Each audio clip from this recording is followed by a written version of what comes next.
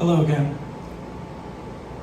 Last night I was watching television and I heard New York Times columnist and author David Brooks on the NewsHour say the following, quote, I think collectively we have had one of the worst weeks of our lives.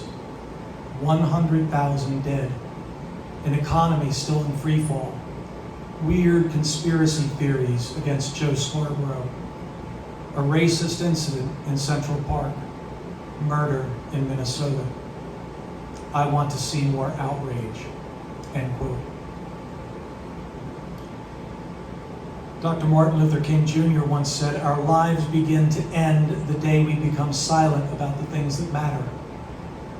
And he also said, we will have to repent in this generation, not merely for the hateful words and actions of the bad people, but for the appalling silence of the good people.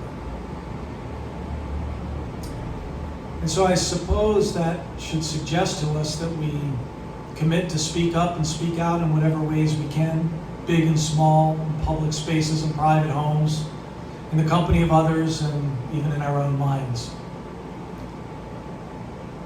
But I think what the situation calls for, particularly from white Americans, is for us to actively listen.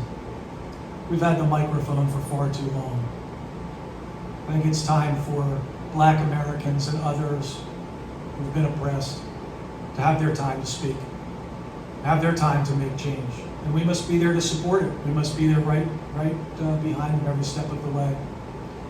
We have to listen actively, with care, with compassion,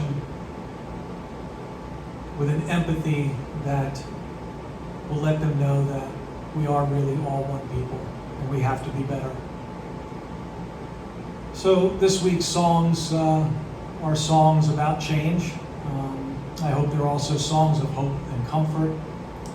And they are all three classics from the 1960s civil rights era.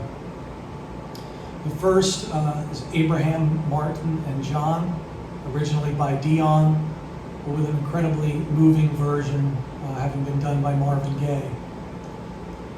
The second is another classic, Blowin' in the Wind by Bob Dylan. And the third, perhaps the ultimate classic of the era, A Change Is Gonna Come by Sam Cooke and later by Otis Redding. Enjoy and peace be with you.